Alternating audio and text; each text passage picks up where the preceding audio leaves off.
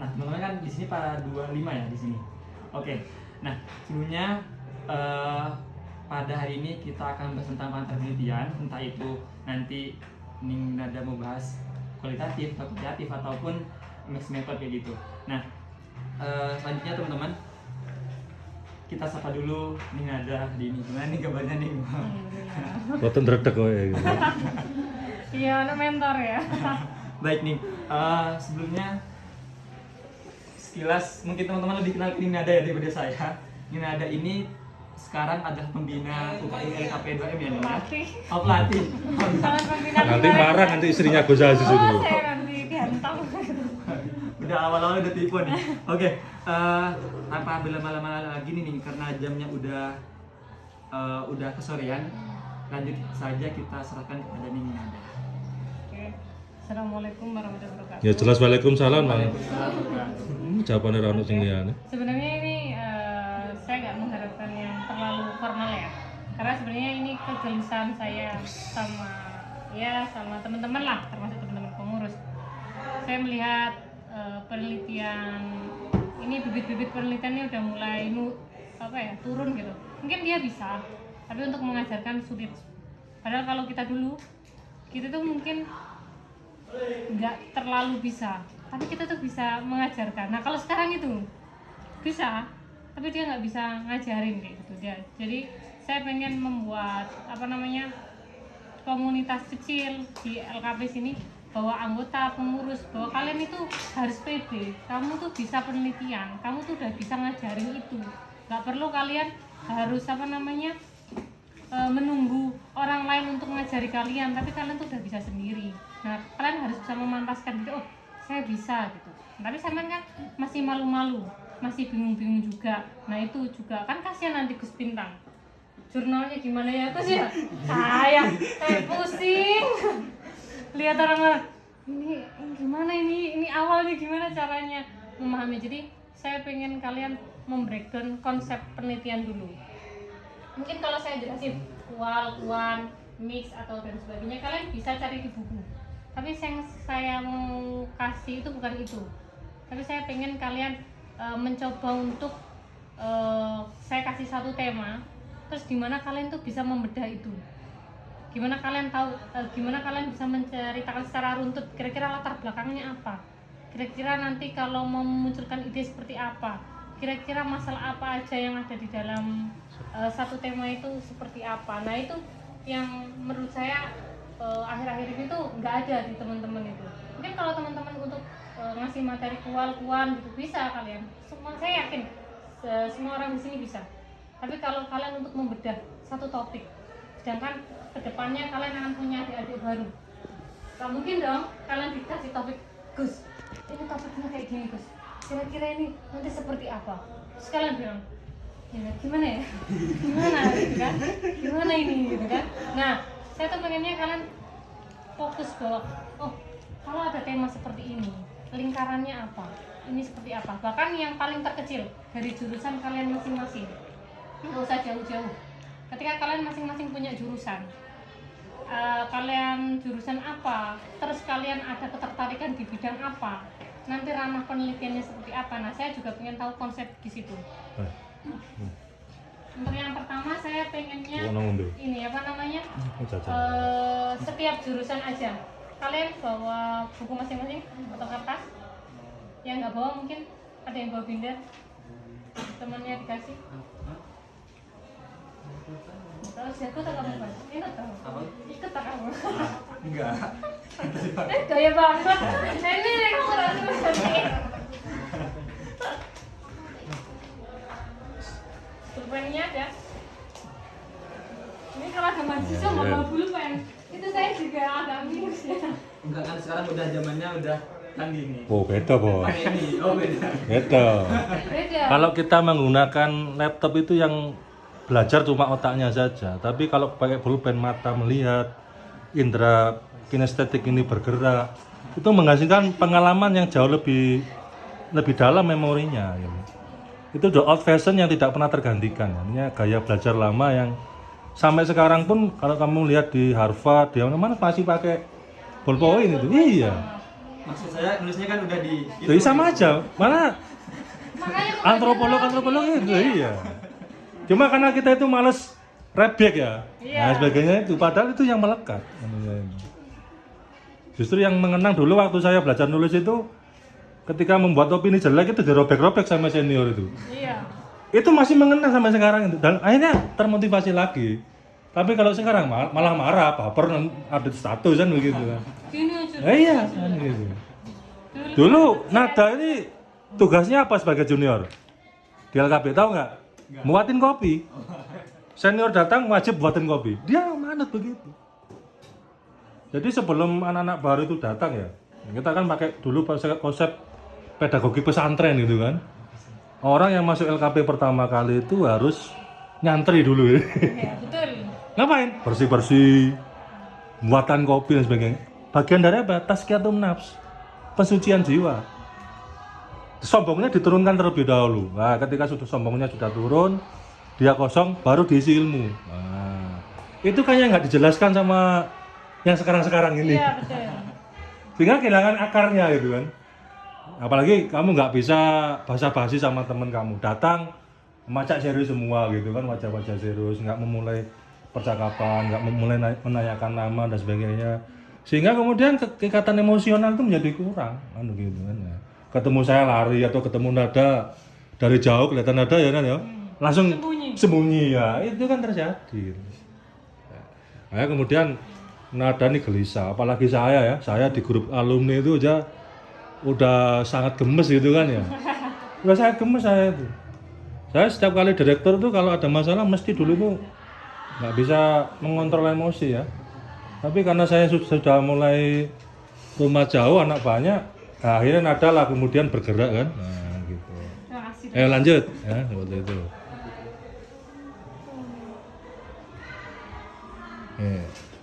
Anak zaman now, Gus. Iya. Udah tahu tulisannya permen dan dia bilang enggak katanya.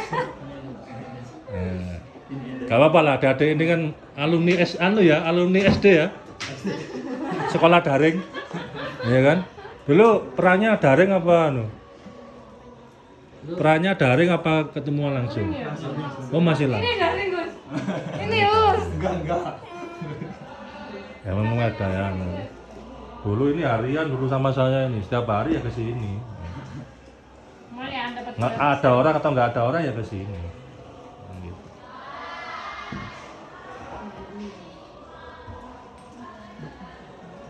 Oke, untuk tahap awal sebelum saya kasih tema yang membuat kalian lebih berpikir, saya minta jurusan kalian dulu. Masing-masing jurusan apa? Pendidikan bahasa Arab. PBA ya? PBA ada. Terus apa lagi? PAI. PAI. Aduh. Terus habis Wah, Waduh. seneng saya ini LPAI, semangat saya. Manajemen Manajemen. biasa ya? Orang manajemen biasa, Saya apa pendidikan bisa mana manajemen? manajemen sosial. Sains kan Nah. ini. Oke, manajemen. Manajemen biasa. Mesti nggak ada tambahannya lagi gitu. Gak pakai telur. Kayak apa lagi? Perbankan syariah. Beda-beda nggak bisa nyontek.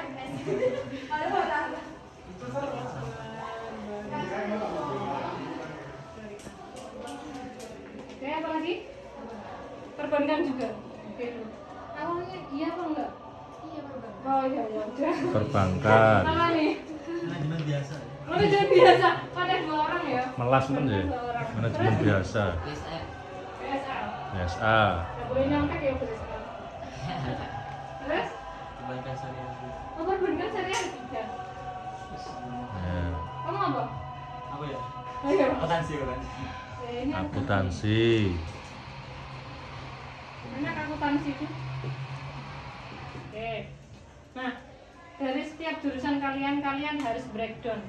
Kira-kira fokus dari BSA yang kamu suka itu apa? Fokus dari manajemen yang kamu suka apa? PAI apa? PBA, perbankan syariah, akuntansi. Kan setiap jurusan itu memiliki cabangnya kan? Tahu kan? Mungkin nggak tahu dong, kalian salah jurusan tak? Ini. Nah, terus setelah kalian menemukan itu, kira-kira apa di benak kalian yang muncul dari situ? Atau problem apa aja? Setelah tahu problem apa aja, kira-kira kalian punya ide apa di jurusan kalian masing-masing? Nanti satu-satu, kalau udah siap boleh ke depan. Saya pengen tahu, kan kalian harus pede, kalau kabeh kan?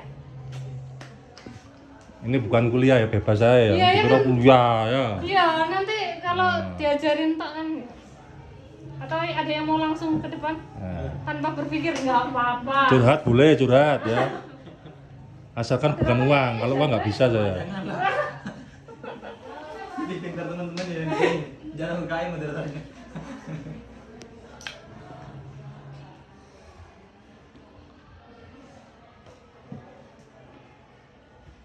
Kemarin itu Ibu Desi, Oke. ada anak apa ya, manajemen kalau nggak salah, semester 7.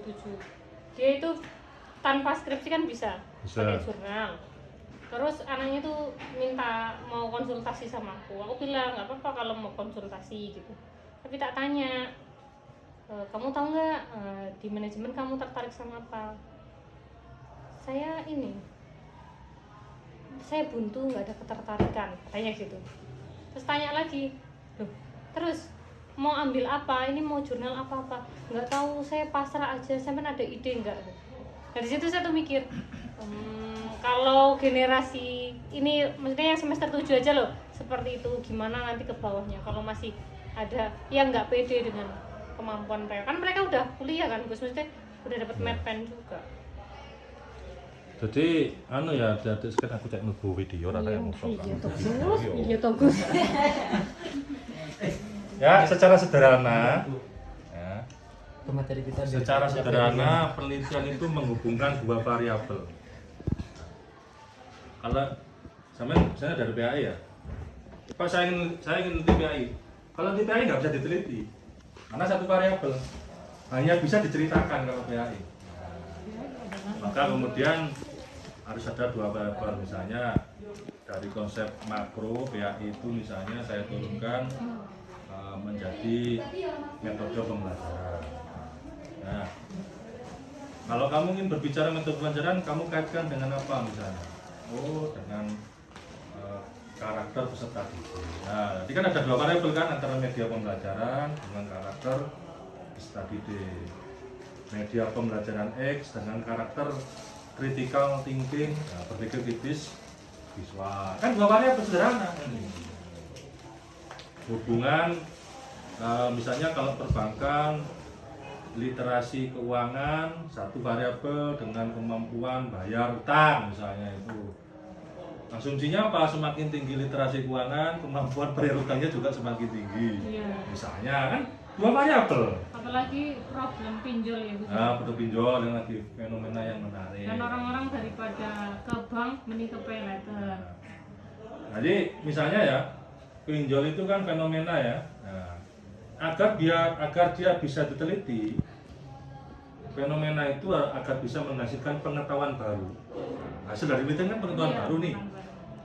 Itu yang disebut dengan objek formal. Nah, kalau tidak ada objek formal atau teori, dia nggak bisa dianalisis. Iya.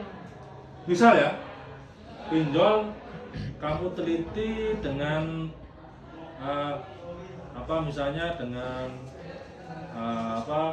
kemampuan literasi keuangan misalnya gitu kan ya. Yang dari perbankan sudah pernah dengar apa literasi keuangan itu? Yang paling sering muncul kan literasi keuangan. Nah, apa? Saya nggak tahu dari literasi juga sih, tapi kalau sering dibahas tuh literasi keuangan di mana istilahnya literasi itu bukan sekedar membaca, tapi satu pemahaman yang benar-benar istilahnya dapat tercermin dalam perlakuan atau tindakannya. Harapannya dengan literasi keuangan itu kan ya itu supaya nggak ada lagi kayak yang terjerat pinjol ilegal kayak gitu-gitu yang benar-benar paham gitu dengan produk keuangan. Nah, misalnya begini, antara pinjol dengan literasi keuangan mahasiswa. Apakah kemudian mahasiswa itu memiliki liabilitas atau risiko? Sudah memikirkan risiko jangka panjangnya nggak dengan menggunakan pinjol itu tadi? Jangan-jangan di Malang ini syukur nilai gitu kan untuk bayar UKT misalnya. tanpa mempertimbangkan risiko jangka panjang. Nah, itu teliti. Apakah perbandingan mahasiswa semester 7 dengan 5 literasi keuangannya yang lebih tinggi yang mana? Untuk melihat bagaimana mereka memanajemen risiko keuangan tadi. Kan sudah jadi penelitian itu kan. Ternyata lah, kalau ada kata ternyata anak mahasiswa semester 7 kemampuan literasinya lebih tinggi daripada anak semester 5. Nah, ternyata itu adalah temuan. Tapi kalau nggak muncul kata ternyata, itu belum jadi temuan kan gitu kan. Belum ada kan gitu. Ternyata dengan media tertentu, kemampuan berpikir kritis anak dalam pembelajaran PRI lebih meningkat, lebih progresif lah. Jadi menghubungkan dua variabel. Nah, sampean dari apa jurusan apa? Bahasa Arab misalnya apa? Sampean mengalami stuck seperti ini ya, buntu seperti ini, itu karena nggak punya wawasan konseptual. Pandangan. Teori, apa sih teori itu? Ya, kan udah pernah dikasih teori kan, buat makalah teori. Teori itu apa? Ya. Dan mengapa teori itu dibutuhkan dalam penelitian?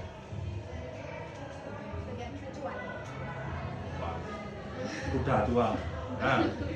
Nah, sampean sering sekali saya katakan dengan nada ini kan sudah nikah ya. Kalau kita berbicara cinta, itu kan susah didefinisikan kan? Iya. Susah kan? Susah nggak mendefinisikan? Nah, kemudian para psikolog ini kan meneliti tentang cinta untuk membuat konsep. Nah, misalnya Erich Fromm mengatakan cinta sejati, true love. Ya. Cinta segitiga, bukan segitiga cinta, balik ya. Segitiga cinta apa cinta segitiga? Kan sudah berbeda maknanya ya. Cinta sejati itu menurut Erich Fromm dari hasil kajiannya itu terdiri dari 3 aspek. Satu, orang cinta itu indikasinya apa? Ada passion, gairah, ya, gairah terhadap nada misalnya ya, si dari Kalimantan itu ya, kata-katanya mesra. Nah itu kan menimbulkan romantisme. Tapi kalau terlalu banyak romantisme, bahaya apa? Menghasilkan cinta birahi, cinta nafsu, cinta monyet. Nah, maka butuh sisi yang kedua. Apa? Empati. Nada sakit, si K ini merasa sakit gitu kan, nada seneng, si K merasa seneng. Nah, kan empati kan. Tapi kalau hanya empatinya tidak ada romantisme, terasa hambar. Ya, masa nggak ada rayuan-rayuan gombalnya, itu terasa kita saudara gitu. Maka membutuhkan yang namanya sisi yang ketiga, apa? Komitmen, mencintai kelebihan dan kekurangannya nada. Yang susah kan mencintai kekurangannya ini kan. Maka kalau kamu ingin cari cowok, nah, pakai konsepnya si Erich Fromm ini, passion, empati sama komitmen. Itu sebagai instrumen indikator penelitiannya nanti calon suaminya ditanya wawancaranya pakai apa? 3 indikator ini. Menurut Erich Fromm. Kan jadi rasional kan menjelaskan tentang kita kan? Kan jadi lebih mudah. Nah, teori itu begitu. Teori itu menjelaskan jawaban fenomena yang kita teliti dari paling rasional pendapat Pak Randi yang mana? Secara teoretik, dari kajian-kajian perbincangan akademik yang sampai saat ini, sejauh mana? Gitu. Sehingga kita punya pengetahuan awal. Ketika turun lapangan, ya kan? Nanti diperdebatkan nih, temuan hasil wawancara kamu, hasil observasi itu diperdebatkan dengan para tokoh ini. Apakah mengevaluasi teori atau menguatkan teori tertentu, atau menolak sama sekali boleh. Jika menggunakan pengetahuan baru kan, itu maksudnya. Ya, jadi teori itu bukan kumpulan definisi.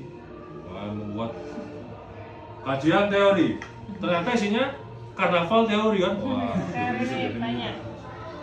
salah.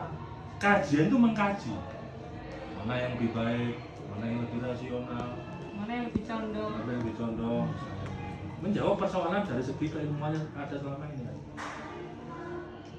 Jadi dia menjelaskan fenomena yang kedua, membuat instrumen penelitian. Jadi kan ketika kita ingin mempertanyakan kepada narasumber tentang cinta, nah dasar pertanyaannya dari mana dibentuknya? Dari 3 indikator tadi, passion, empati, dan komitmen. Ada landasannya. Nanyanya itu ada landasannya. Berapa pertanyaan? Nah, misalnya dari 3 itu ya, masing-masing item kita buat 5.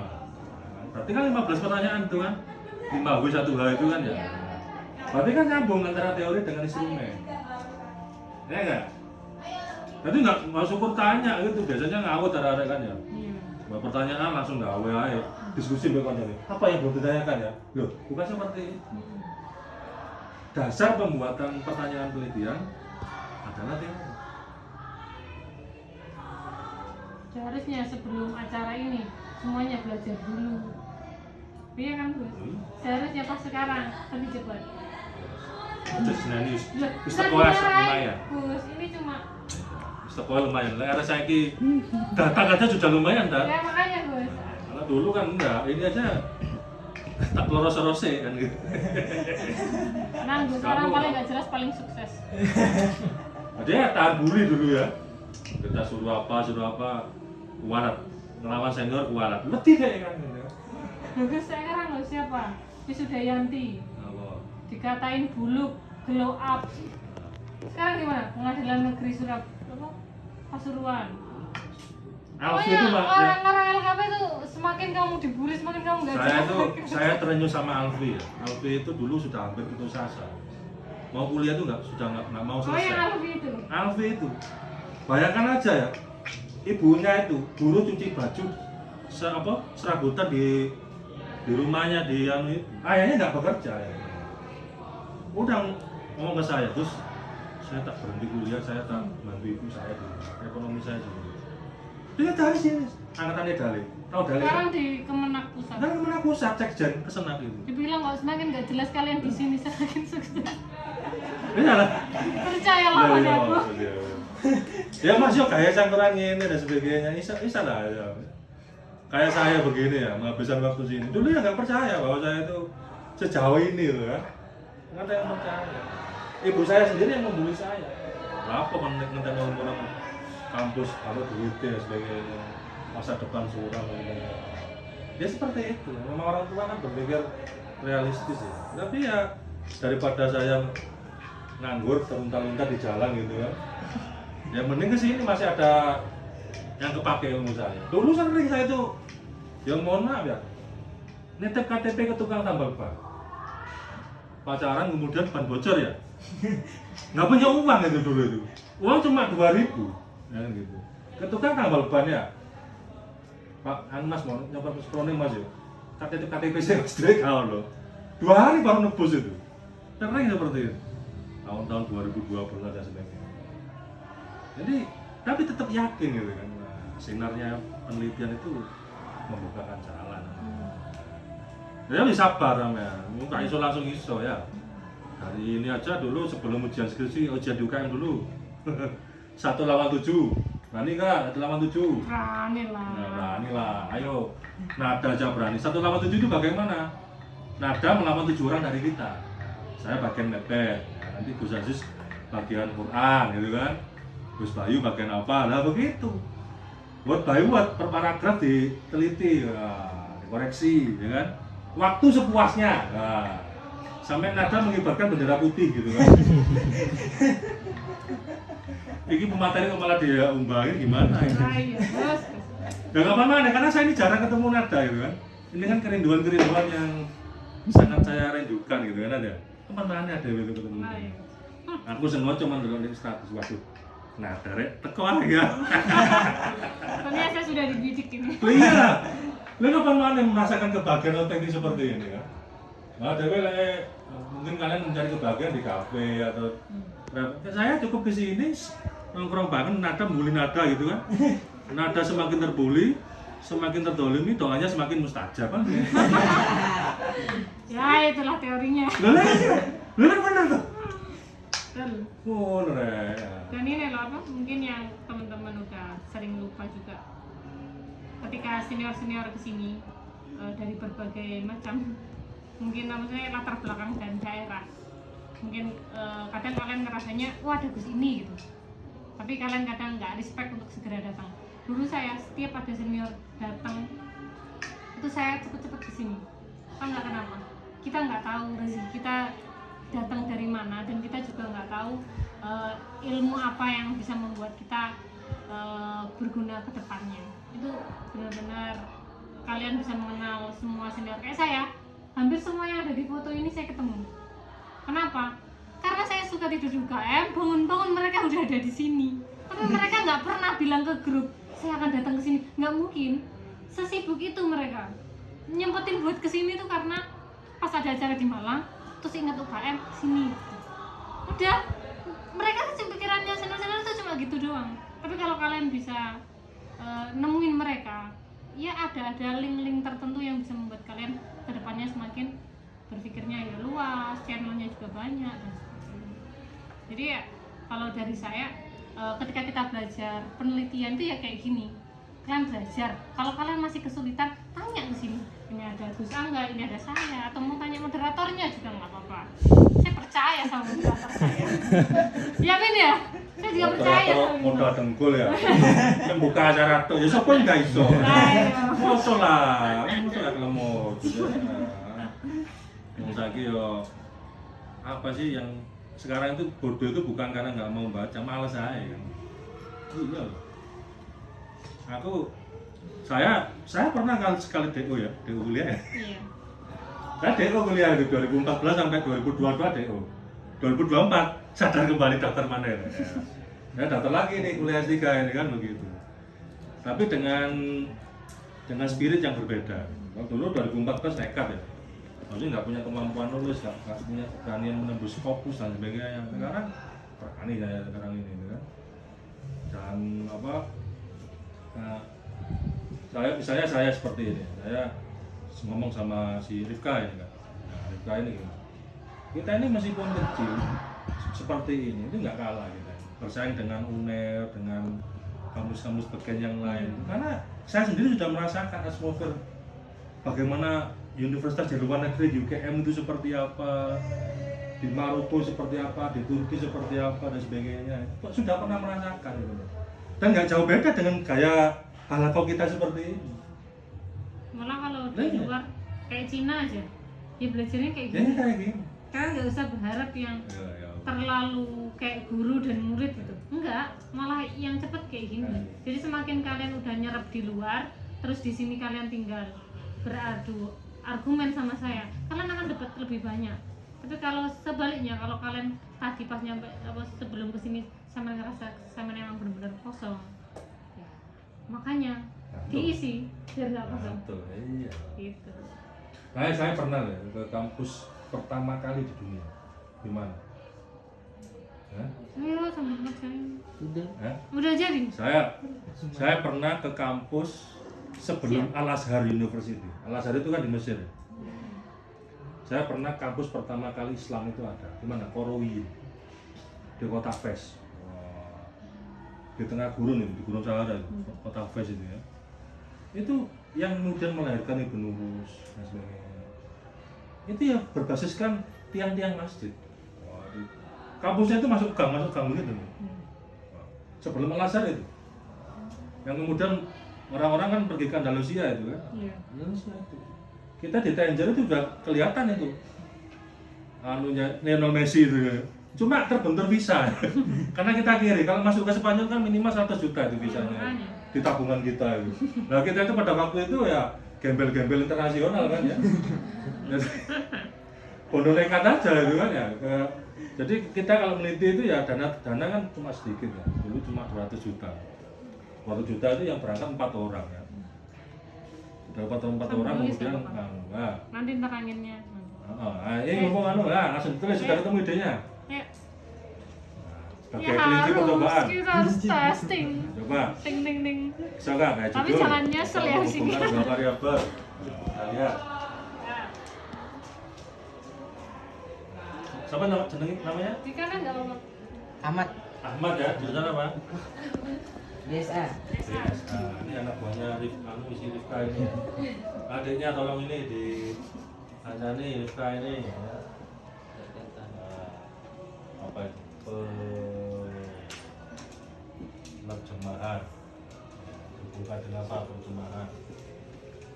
Coba nanti direview sama Rifka, saudara. Testing kita. Itu lah. Ini tulis judulnya gitu. Terserah wes, apa yang ada dalam otak kamu? Apa yang Coba. dalam otak kamu? Tuangin di situ. Oh ya, no. Mau hubungan dengan apa? Atau langsung jelasin. Enggak, Itu ya. istilah variabel opo. Terus ngomong ki apa ngerti pikiranmu? Ngerti piye? Nah. Nah. Oh, kalau susu Kak canggih Pak mengasuskan. Kalau aku Kak canggih Pak. kan enak aja. Lah, ya. Beli lah jajan-jajanan gitu. Iya, santai aja kan gitu kan. Analis teknis. Sadurunge nata cek irifasi. Nat. Cek canggih enggak?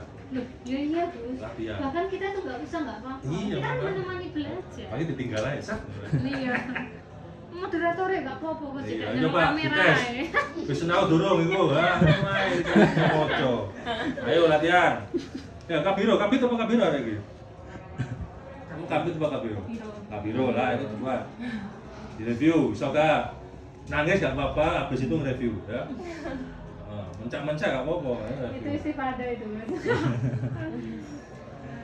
Latihan ada di dosen. Ini mah ada.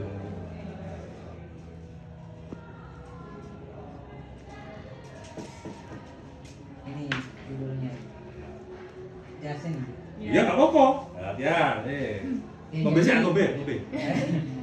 Bismillah, Assalamualaikum warahmatullahi wabarakatuh. Waalaikumsalam warahmatullahi wabarakatuh.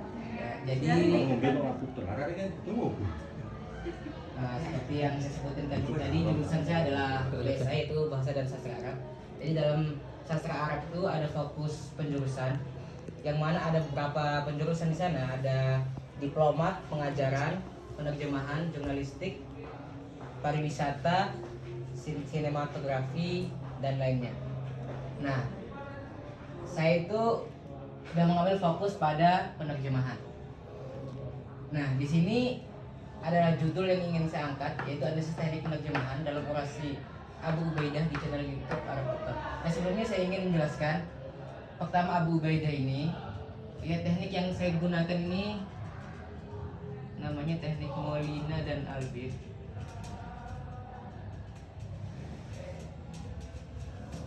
Buka rek.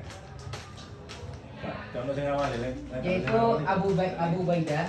Jadi saya pernah menonton di YouTube, nama channelnya adalah Arab Tutor, yang mana di YouTube tersebut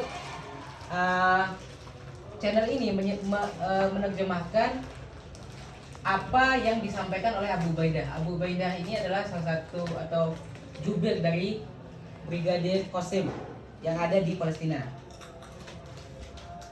Nah, kemudian seperti yang kita ketahui, masalahnya itu seringkali yang ada di media sosial, kemudian entah di YouTube, di TikTok, Instagram, dan lain-lain, itu seringkali dalam menerjemahkan itu tidak sesuai dengan teknik-teknik yang ada, yang mana penyampaian dari apa yang disampaikan oleh bahasa sumber tadi ke bahasa sasaran seringkali tidak kena terhadap bahasa sasaran tersebut.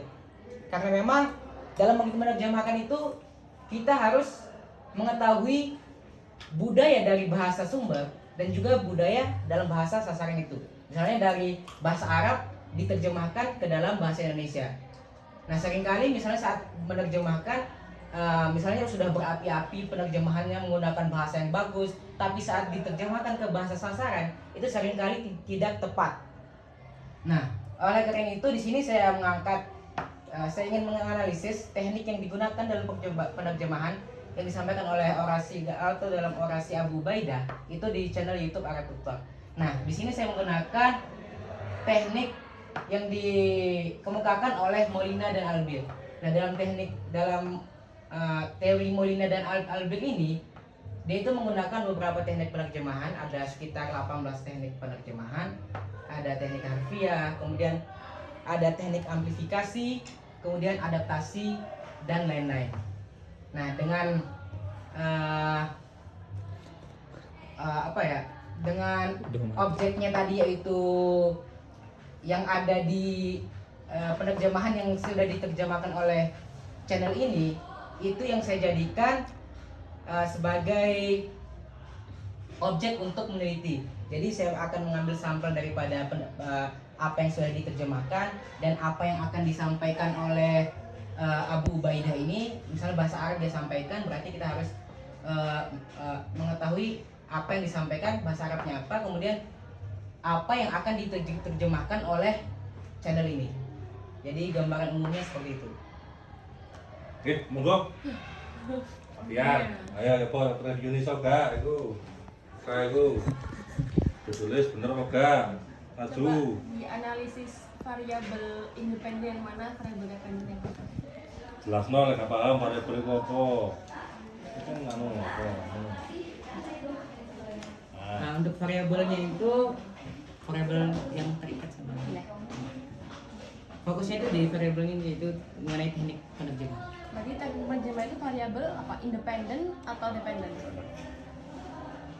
Terikat dan bebas maksudnya. Gitu. Kalau independen itu dia berdiri sendiri, berarti dia tidak terikat. Iya, Berarti itu yang apa?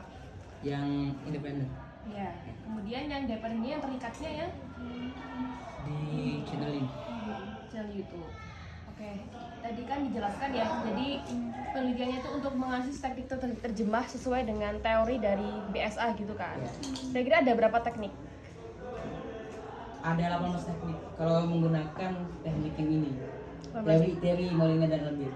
Tapi kalau memang teknik itu ada beberapa teori. Berarti tujuan penelitiannya untuk mengetahui apakah sudah sesuai dengan teori gitu ya? Atau tidak? Ya apa dia menggunakan teknik dari 18 teknik tadi, kita menganalisis kira-kira dia itu menggunakan teknik apa saja yang ada di teknik ini. Nah, Ada berapa rumusan masalah? saya fokusnya itu bagaimana teknik penerjemahan dalam orasi. Saya fokusnya ke satu itu aja. Nah, ayo Rat. Sudah? Serius kan? Loh, apa judulnya? Sudah judulmu apa? Rif. Masa nggak cocok menurut? Sudah menyerah begitu saja. Mas, kosong, apa gimana? Apa sudah setuju dengan Di depan. konstruksi judulnya itu? Komponen judul. Nah, menarik gak itu? Disawang itu. Menarik. Menarik. Oke, kamu Nat, lagi Nat. Nanti ya Nat, ayo Nat. Ye. Latihan di judul ya. Nanti genre penelitian internasional itu seperti apa? Bisa diambil di sana. Tahu RUI, diambil jalan ya. Ayo Nat, biar Nat, kamu Nat. Wes nyerah. Lo ngomong Gus. Yo. Ayo wes lah Gus. Ayo. Senawamu. Kok mau kabar? Ayo. Apa Gus? Nah, ibu dibaca. Ayo. Apa dinikmati? Sasaran penelitian ini tuh mau kamu impactkan ke siapa? Untuk orang banyak, khususnya ke mahasiswa itu sendiri. Enggak, maksudnya mahasiswa apa? Kan di sini contoh nih, ini kan berbagai macam jurusan dan sebagainya. Apakah itu juga berdampak ke mereka apa enggak? Atau yang bisa memahami hanya orang-orang jurusan sastra? Sampai sejauh ini ya mungkin orang-orang yang mengetahui Yang hanya mengetahui teknik. Berarti kan itu impact-nya masih di ranah ini aja. Ranah apa? Orang-orang yang sastra aja. kecuali saya tambahkan ini kesalahan analisis kesalahan dan teknik. Analisis kesalahan dan Ya, teknik. mungkin kesalahan itu mungkin akan berdampak ke orang banyak karena memang di situ kan orang-orang akan mengetahui kesalahan apa saja sih yang diterjemahkan oleh channel YouTube ini. Nah, jadi orang kan akan mengetahui itu kesalahan-kesalahan apa saja. Mungkin di situ mungkin bisa berdampak. Terus yang membedakan penelitian ini sama yang lain, temuan kamu ini, apakah udah pernah ada atau serupa? Ada, akan tapi objeknya itu YouTube-nya berbeda channelnya. yang disampaikan ini berbeda. Ya mana tunggu. Misalkan kalau mau Loh, yuk kamu sih lah. Nanti hasil lah kamu sebagai pelatih, channel fungsinya. Masuk fungsinya pelatih hanya sekedar itu. latih. Wah. Ayo. Terus menurut kamu Kali terus nah. dia masih cocok nggak untuk kalangan banyak atau kamu memang mau fokus buat anak sastra aja? Kamu pengennya gimana penelitian itu? Dari ide kamu lah.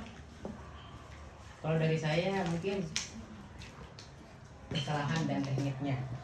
Kesalahan dan Jadi teknik. ada dua fokus. Pertama kita fokus ke kesalahannya itu gimana, kemudian tekniknya itu gimana. Soalnya kalau yang saya lihat itu masih jarang ya, itu mengenai fokus ke kesalahan. Tetapi masih saya juga masih bingung. Nah, saat meneliti kesalahan itu kira-kira teori yang cocok digunakan itu seperti apa? Kalau untuk teknik itu banyak teori. Berarti judulnya mau kamu ganti. Ya? Main kesalahan teknik atau enggak? Oh, enggak. Ya kalau mudahnya ya sebenarnya untuk mudahnya itu ya cukup ini. Tapi kalau memang mau anu lagi dikembangkan lagi mungkin saya akan tambah dengan Enggak, kesalahan. kan ini kembali ke bagaimana kamu bisa apa enggak channel. Bisa minta lebih kalau cari verify. Entek no ya. Kalau dari saya tergantung kamu fokusnya memang pengen ke sastra aja apa ke semuanya. Kalau ke semuanya berarti kan semuanya nanti dapat berbicara kira-kira menurut kalian dia bermanfaat nggak sama kalian. Apalagi kan kalau kita bahas tentang terjemahan juga kita nanti pengaruhnya juga masuk ke tugas kita masing-masing termasuk abstrak, jurnal dan sebagainya itu kan kita nggak banyak sih tapi pasti banyak menyentuh bahasa Arab juga. Jadi kan itu penting bagi kita. Nah kira-kira memang kamu fokusnya di sini atau mau kamu tambahin lagi atau stuck di sini aja? Mau saya tambahkan. Mau tambahin sekarang? Tapi maksudnya apa ya? Teorinya itu belum saya temukan. Oke, berarti kamu masih mau nyari teori lagi? Iya, seperti itu. Saya sudah sih Gus. Sudah ya. Ya, Gus. Jadi dia kesulitan aku tak ngerti sih. Nah, pemanasan sih. Nah, begini teman-teman ya. Jadi kalau kita menilai sebuah proposal atau ide penelitian itu ada rumusnya buat judul itu ya. Rumus judul. Nah, rumus judul. Pertama objek, formal. Formal ini tadi ya teori visual analisis yang kita gunakan untuk menelaah fenomena yang kita teliti. Ya, dalam bahasa ilmiahnya objek material. Nah, objek material. Nah, ini fenomena mas ya. Fenomena. Fenomenanya apa? Fenomenanya adalah orasi Abu Beda kan. Oke. Yang terakhir adalah konteks. Nah, konteksnya apa? Dia menggunakan media YouTube. Nah, media. Nah, sekarang paling gampang. Di setiap penelitian itu selalu ada analisisnya enggak? Tidak selalu. Ya, apa caranya bisa menemukan hasil kalau nggak ada analisisnya? Maksudnya judulnya. Nah, setiap penelitian itu ada analisisnya kan? Dalam penelitian. Dalam penelitian itu loh. Pasti, nanti nggak perlu disebutkan ini. Karena setiap penelitian sudah ada analisis, kalau nggak ada analisis udah mau diapain? Ya kan, nggak perlu ini pemborosan. Karena kita ini kan bertarung dengan banyak orang. Orang memperebutkan masuk jurnal itu kan bertempur 1 lawan 100, bagaimana kita. Nah, judul yang paling baik itu tidak lebih dari 15 kata. Coba Gus, itu berapa kata Gus? Kalau lebih dari 15 kata, berarti dia terlalu bertele-tele. Sebenarnya apa sih pesan yang ingin dia sampaikan itu kan? Kamu ingin menyampaikan pesan apa? Nah, gitu kan ya. Nih, ukurannya 15 kata. Terus seorang penulis harus bisa membayangkan yang diajak ngomong itu siapa. Kalau yang diajak ngomong anak LKP ya, ini sudah cukup. Wah, kayaknya sulit ya. Anak LKP kemampuannya terbatas. Kalau nada, beda yang diajak ngomong siapa? Dosen pembimbing atau dosen penguji? Agar dia lulus. Kan cukup menyenangkan 2 orang itu kan. Masih orang lain nggak suka nggak apa-apa, yang penting 2 orang ini tanda tangan kan begitu kan. Tapi kita punya komitmen bagaimana tulisan yang sederhana ini bisa menembus jurnal internasional. Yang kita ajak ngomong itu masyarakat internasional, bukan masyarakat LKP 2M. Kalau masyarakat LKP 2M, wah ini udah sophisticated ini, sudah canggih ini. Nah, LKP kan bacanya rendah, literasinya rendah. Tapi yang karena kita ajak ngomong adalah masyarakat luar negeri, masyarakat di luar Indonesia sana. Nah, kita mengangkat isu. Nah, isunya apa? Tentang penerjemahan. Nah, tadi dikatakan kan ya bahwa penerjemahan ini mengalami banyak problem, mengalami banyak kritik dan sebagainya. Nah, bahasa sehingga kemudian terjadi kekeliruan kan ya. Nah, itu misalnya kita pakai judul kerennya apa? Misrepresentasi. Misrepresentasi, kekeliruan. Misrepresentasi dalam misalnya ya. Nah, namanya apa? Abu Ubaidah ini perang Arab kan? Misrepresentasi konflik Arab Palestina dalam media sosial. Loh, ya kan ya? Beda nggak? Coba cuman baca ya. Media sosial. Ini kan objek formalnya misrepresentasi. Iya. Titik 2, nah, baru dimasukkan ini. Langkah-langkah ini. Molina dan Albert dalam kajian orasi. Gitu caranya. Ya. Ini dalam kajian orasi Abu Ubaidah, kan begitu kan? Nah, coba baca misrepresentasi dalam konflik Arab, misrepresentasi terjemahan, ya kan? Nah, terjemahan Arab dalam konflik pada konflik Arab dan Palestina di media sosial. Tapi bagaimana media itu menggambarkan konflik? Cenderung kemana dia itu? Ada muatan ideologis enggak? Narasi-narasinya cenderung dibelokkan pro Palestina atau pro Israel atau pro netral atau bagaimana keberpihakan dari YouTube ini? Nah, misalnya. Pasti ada. Ini yang dijual misrepresentasinya. Bukan teknik ini udah usang, udah nggak asik. Yang diasik adalah misrepresentasi penerjemahan orasi Abu Ubaidah tadi. Pakai apa teorinya? Nah, gitu loh. Satu ya. Nah, ini satu penelitian. Yang ini dua penelitiannya ini. Nah, Abu Ubaidah ini juga bisa diteliti lagi. Nah, coba yang nomor 2, studi tokoh. Nah, siapa yang kita gali? Nah, ini si Abu Ubaidah ini. Nah, pemikiran bahasa Arab tema perang dalam orasi Abu Ubaidah. Siapa sih Abu Ubaidah ini? Judulnya Brigadir Qasim. Nah, Brigadir Qasim. Selama ini ada nggak fakta-fakta yang dibelokkan dari organisasi sehingga membutuhkan jubir? Mungkin seringkali apa ya, berita-berita di Palestina itu kan seringkali nggak sesuai dengan berita sebenarnya, di fakta sebenarnya ada. Nanti kan bisa aja kita ya pemikiran politik dan bahasa Arab, perkembangan pemikiran politik dan bahasa Arab di Palestina. Nah, gitu kan? Nah, titik 2, orasi Abu Ubaidah dalam YouTube itu tadi. Bisa nulis itu tulisan gue elek. Bisa ngikuti ya? Bisa. Ya perlu ya. Perkembangan pemikiran ya. Waduh ya, jangan ya, iso ya. Tapi perkembangan pemikiran politik dan bahasa Arab di Timur Tengah. Nah, kan gitu kan? Atau di Palestina misalnya begitu kan?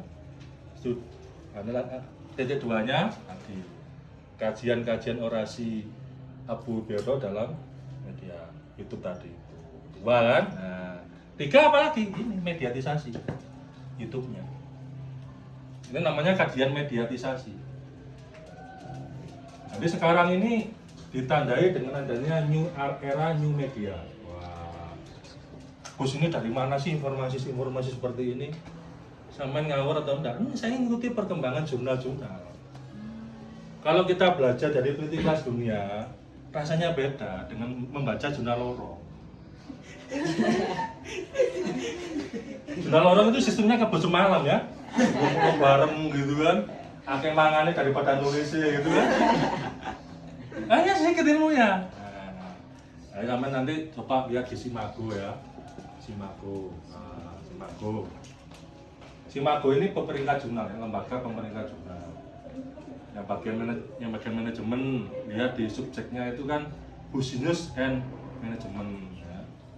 Kalau bahasa Arab linguistik itu kan ada, setiap 6 bulan sekali diupdate, ada Atau kalau buka PHP ya itu nyari lihat simaku atau scopus.com. Wah.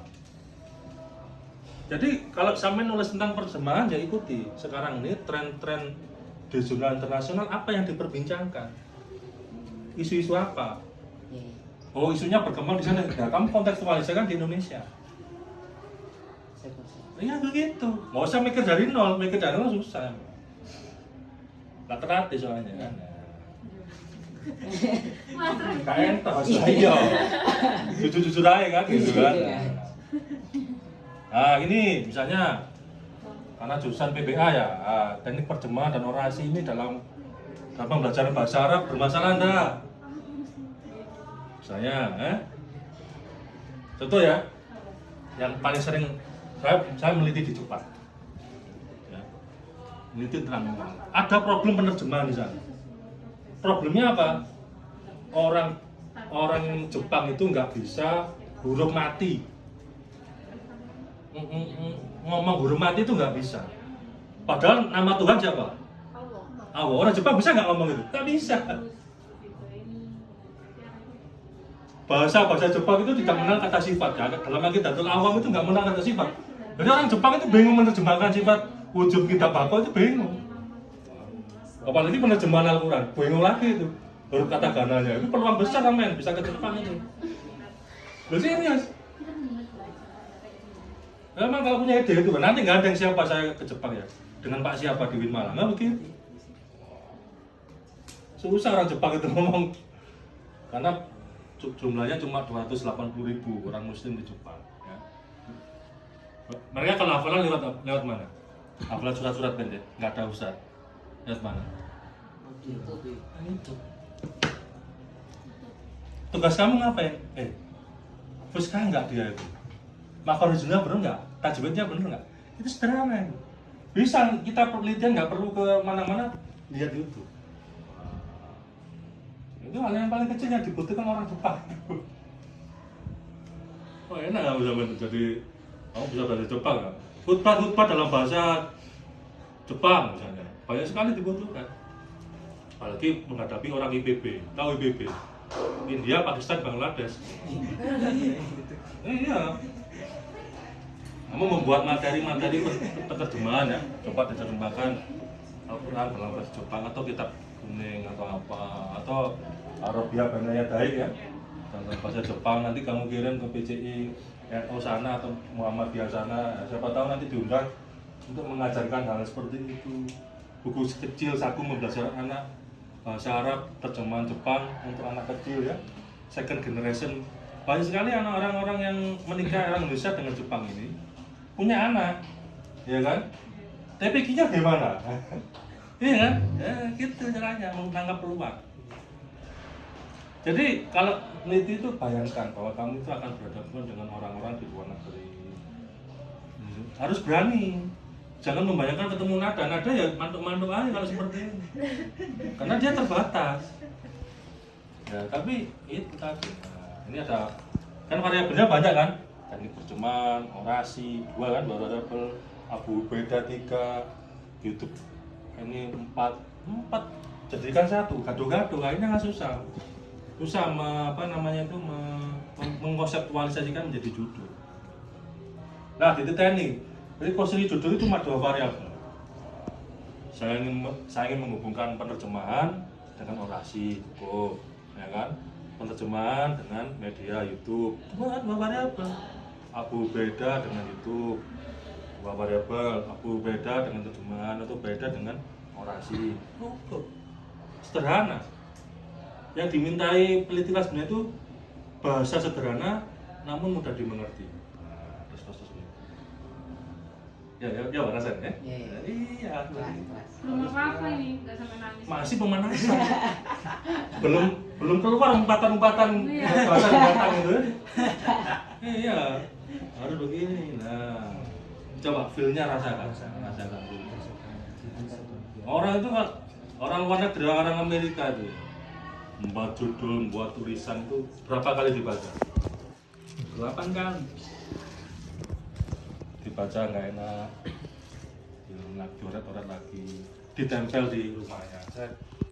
sampai hafal. Kamu tuh kalau ingin meneliti penerjemahan ya, tempat tidur kamu tulis konsep penerjemahan. Nanti pindah ke kamar mandi ya, tempel lagi. Saya yakin setahun hafal semua teknik penerjemahan. Di HP-nya statusnya teknik penerjemahan. Quote-quote-nya teknik penerjemahan. Nah begitu orang buat itu begitu. Sampai pakar gitu loh. Jadi ngomong la takul ila terjemah ila bahasa Arab gitu kan. Pokoknya kalau bahasa Arab Ahmed ini yang lebih canggih gitu loh. Sampai ngeluh dong. Loh, status saya, status Instagram saya berapa coba? 3.100. Nggak ada yang bisa ngalahin status saya. Konsisten cuma satu titik apa? Kualitatif. Ya, kualitatif. Jadi hal seperti ini ya sudah jadi mainan sehari-hari. Mulai bayangkan cuma nada masih kecil gini sudah membuat status saya sampai sekarang. Ada hafal gimana coba? Iya kan? Karena kita kebiasaan. Sabar kebiasaan, ada mengikuti orang, mengikuti ini. Nanti judul paling enak atau tulisan paling enak ngepek tulisannya wong. Coba lihat jumlah-jumlah yang kamu jadi kiblat tulisan kamu memulai kalimatnya dari awal seperti apa? Oh, kalimat seperti ini. Saya rubah ke konteks bahasa Arab. Oh, jurnal ini memulai kalimatnya kayak gini. Ngepek itu paling enak.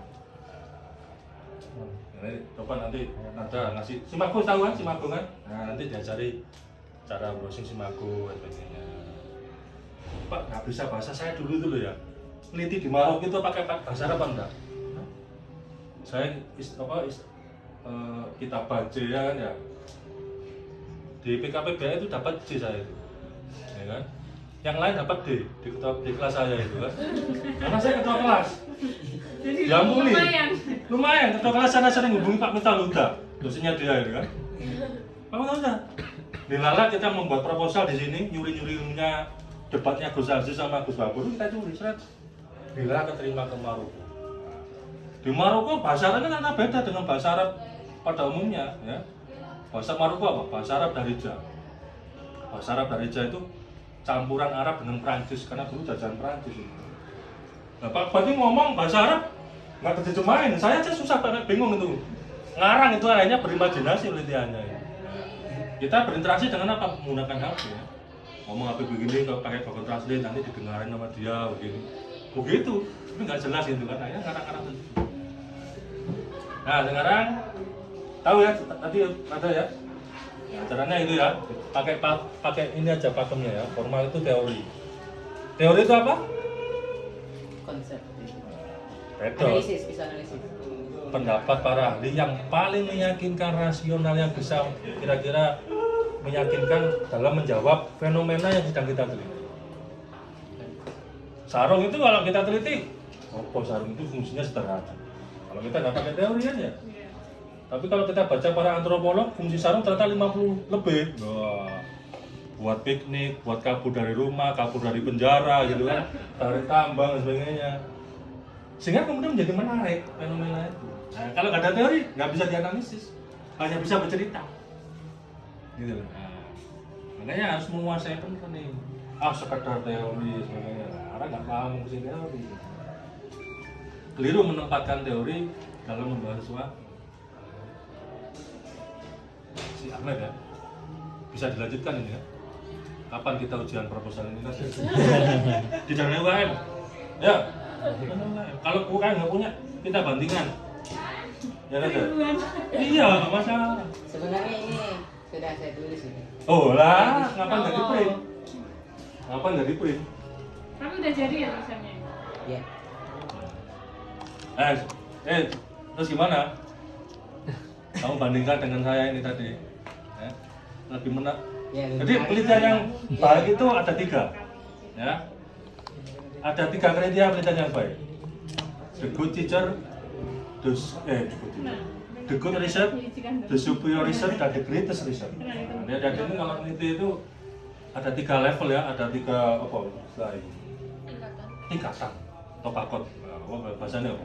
Nah, kan gitu kan. Penelitian yang paling rendah, the good research, menjawab rumusan masalah. Cukup. Tadi sampai hanya mengetahui, wah terlalu rendah sekali mengetahui itu. Kenapa? Baca buku udah cukup. Tapi kalau menginvestigasi, membuka tabir, kan beda rasanya coba. Hah? Malas nek mengetahui Wikipedia sih awak. Ngapain? Ngapain zaman kuliah? Mau gak duit, mengetahui. Naikkan itu. Tingkat kinerjanya. Syukur-syukur untuk anak S1 menganalisis. Nah, tapi mikirnya kan lebih dalam menganalisis. Ya kan? Menemukan pola. Wah, itu lebih sulit lagi. Menemukan pola penerjemahan terbaru dari kasus orasinya Abu Qasim. Wah. Pola terbaru seperti apa pola penerjemahannya? Kan beda kan ya? Rasa nggak ada? Iya. Karena itu sama ketika nanti mengajukan proposal itu kan dilihat itu kan. Tingkat kesulitannya, visibilitasnya dan sebagainya. Dari bahasanya udah kelihatan itu kan. Galak nggak bahasanya itu kan ya? Kalau seperti ini datar ini kan, nggak galak gitu kan. Apa yang disuarakan? Kalau saya kepingin lebih tragis ya, saya buat judul ya, pejuang Islam yang terkoyak. Titik 2, orasi-orasi Abu Qasim yang terlupakan di channel YouTube. Itu, wah diajak emosi itu. Manunya itu pejuang Islam yang terkoyak gitu kan. Wah. Pejuang Palestina yang terkoyak. Wah. Jadi kita mencoba menawarkan forgotten knowledge. Waduh, pengetahuan yang terlupakan banyak orang dari orasi-orasinya Abu Ubaidah. Wah itu berarti penelitian sebagai alat perjuangan. Jelas itu. Seorang ilmuwan begitu. Wah, keren gitu. Jelas kelaminnya. Lagi ini ya. Apatis terhadap perubahan ini, cari aman aja ya, judul skripsi itu lolos PBA lolos. Tapi ya hanya sekedar degree research.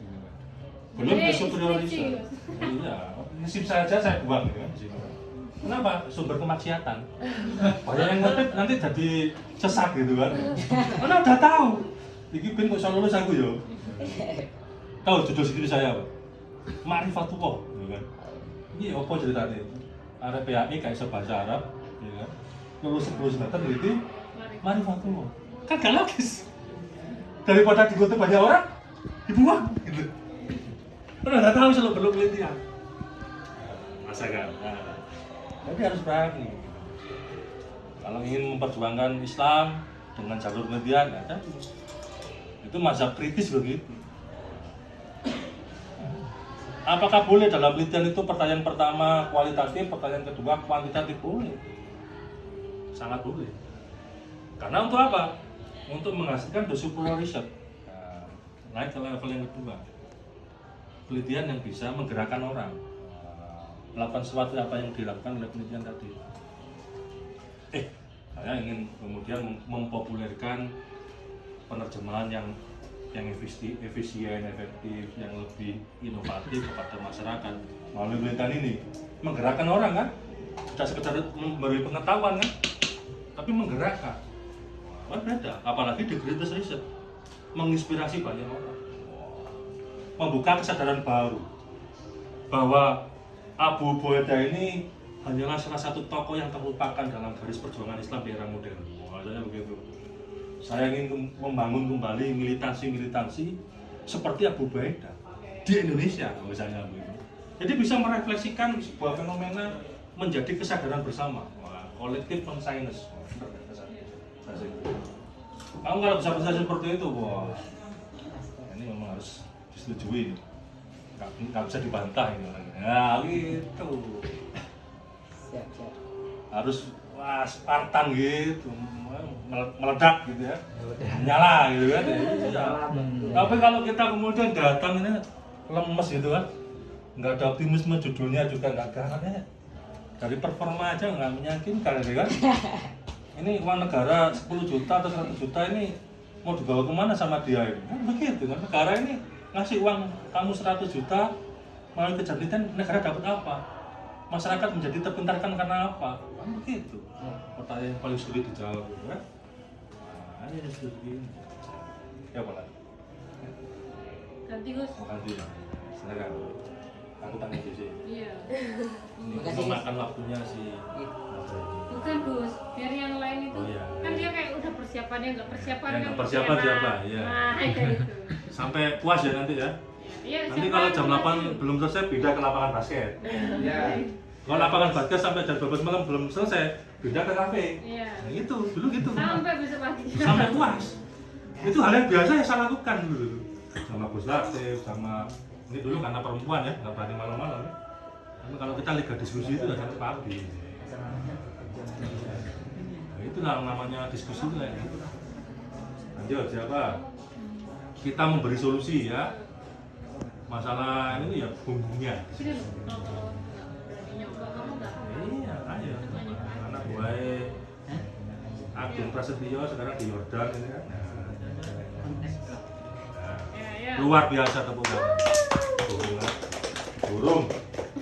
Nah maka dari itu Bos, Iya. saya nggak persiapan untuk semua lagi. Saya belum bayarnya, siap. Biar dikuatkan.